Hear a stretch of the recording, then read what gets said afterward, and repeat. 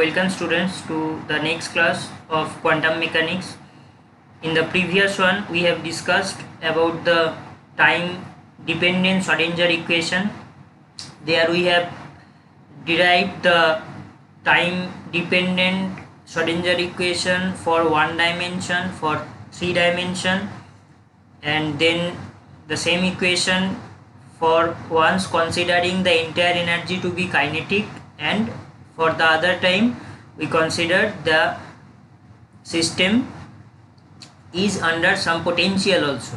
Okay, now we move to the next topic, that means the time independent Schrodinger equation, as I have said in the last class. Okay, now time independent Schrodinger equation means, as I have already said, that it is not actually independent of time. Okay, energy will be there, so that means the time factor will be there, but the representation of this particular equation is such that time will not be seen explicitly written in the expression. That is why it is called time independent Schrodinger equation.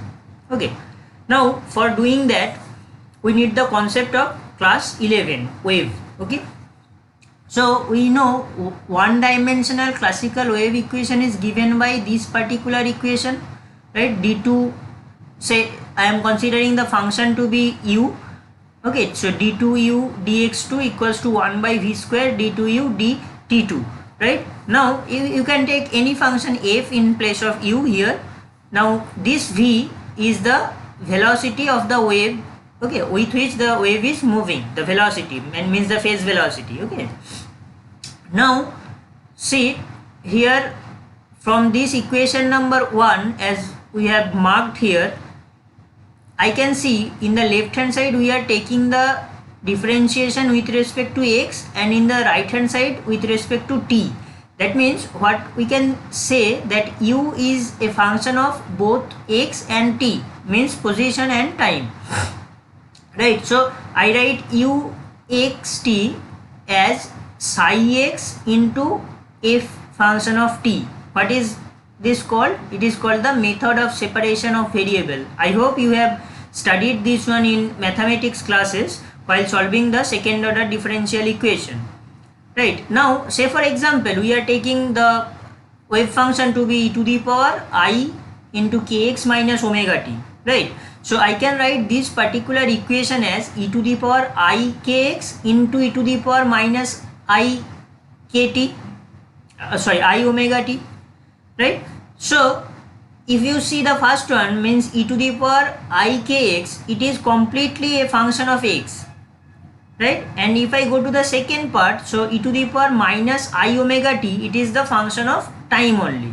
So first one becomes the function of x only, and second one becomes the function of t only. So we have separated the entire function into two parts, which one is the function of one function only, and the second part is the function of other variable.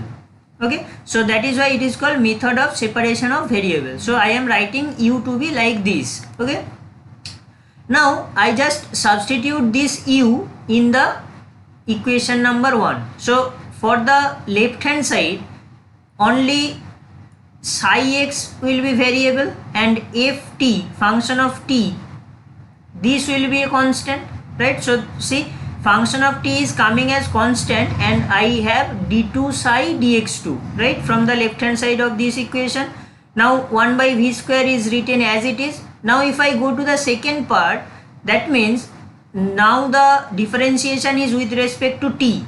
So psi x will be constant here. So I am writing psi x to be constant as out of the differentiation, then d2f by d2f dt2, right? So I put this one as equation number 3. Okay, now what I do is I consider the expression of function which is dependent on t with a standard practice. Okay, so I am writing ft as e to the power I omega t. Say for example you can take e to the power minus I omega t also. Okay, so if I assume this one, I take del f del t as So from this I omega e to the power I omega t, and if I take the double derivative with respect to t, I get minus omega square e to the power I omega t, because I need this double derivative here. So now I substitute this value over here, okay, in the equation number 3. So I get, see, d2f dt2 is nothing but minus omega square e to the power I omega t, means in place of this e to the power I omega t I can write ft again, right? So this ft and the ft which will be written here in the right hand side will be cancelled out, right? So we get del 2 psi del x2 equals to minus, see, this omega square by this v square as it is into psi x as it is, because other ft and here ft will be cancelled out, right? So I get the equation number 4, sorry, I get the equation number 4 as it is, right? Now I can compare this with any ordinary differential equation, right? So this is like second order ordinary differential equation, and the thing is that we now have from equation 1 to equation 4, and the variable is now just the function of x only, other variable is not there right now. So the calculation will be much simpler, right? Now as we know, the total energy is the kinetic energy and the potential energy. So kinetic energy is half mv square. So if I write half mv square as half m square v square by m, so I write this to be p square by twice m. So I get E equals to p square by twice m plus vx. Now we are considering the one dimension, so that is why it is only x. So here I have only x right now. So from this equation I can find the momentum to be root under twice m into E minus v, right? So I think this is clear to you up to this one. Now we go to the concept of de Broglie wavelength, okay? So for that one, lambda equals to h by p. So p is already obtained here, so I write h by this p here, clear? Now see, in the equation 4, in the equation number 4, I have omega square by v square, right? So in the next part I am writing this omega square by v square as omega is nothing but the angular frequency, so it is related to the linear frequency as 2 pi nu. So in place of omega square I can write 4 pi square nu square, and v is nothing but the frequency into wavelength. By definition we know this, we have already done. So in place of v square we are writing nu square lambda square, right? So we are getting 4 pi square by lambda square. Now I am writing this 4 pi square by lambda square as I am taking the lambda from this one, okay? So we have already obtained this part. So I am substituting this lambda over here, and I am writing, see, here in the last part we have the lambda in terms of h, which is the Planck's constant, right? Now here you can see, here after substituting the lambda value I am writing in terms of h cut, that means h by 2 pi, right? So do not get confused about that how it is coming. So in place of h you just put 2 pi h cross, right? So means h cross equals to h by 2 pi. So wherever I get h, I am substituting that h by 2 pi h cross. So I get this particular equation, right? Now if I again go to the equation number 4, so I have obtained the value of omega square by v square, right? Now if I substitute here and take the entire part from the right hand side to the left hand side, I get this particular one, because see, omega square by v square is nothing but this one, and one minus was there, means minus omega square by v square into psi. So I am taking this to be in the from the right hand side to the left hand side. So I get twice m h cat square, twice m by h cat square E minus V psi equals to 0. Right? So I can write this to be in other form, just rearranging the terms. I get minus h cat square by twice m del 2 psi del x square plus V psi equals to E psi. Now again you can think this E psi is nothing but this entire E.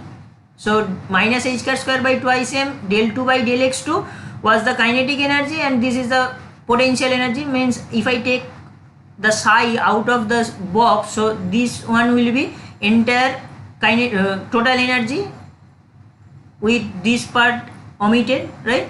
So E psi equals to this one. So equation 6 or 7, whatever you want, you can use in the exam. So they are known as the time independent one dimensional Schrodinger equation corresponding to a moving particle under the potential Vx. Okay, if no V is there, so that function, that part will be 0. So that part will be 0. So the entire expression will be reduced to del 2 psi del x2 plus twice me by h cat square psi equals to 0. So V will be 0 for the system where there is no potential acting on the system. Right? Now you can see from equation 6 or 7 that time part t is not explicitly written over here, right? But it is there in the expression of E, right? So we are writing in such a way that time is not coming in the expression of the equation. That is why we are saying that to be time independent Schrodinger equation.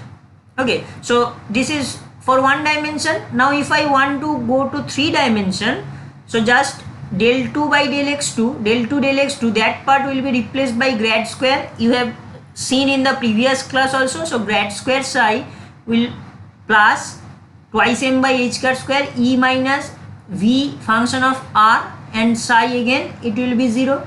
So compare equation 6 and this particular equation. So just the change is coming here in the grad square, which is del 2 del x2 plus del 2 del y2 plus del 2 del z2, and the psi is coming as function of x, y, z, all three, because now we are using 3D. So r vector, which is nothing but xi cap plus yj cap plus zk cap, and here the potential will be again the function of both x, y and z. Okay, so accordingly we can write equation 7 like this one in the 3 dimension. So now we know what is time dependent Schrodinger equation and time independent Schrodinger equation. Now from the next class we will be going to the application of this. Means we have already said that by solving the Schrodinger equation we will be getting the expression of the wave function associated with the particle under different consideration or different situation. Okay, so from the next class we will be doing the application of the Schrodinger equation. Thank you.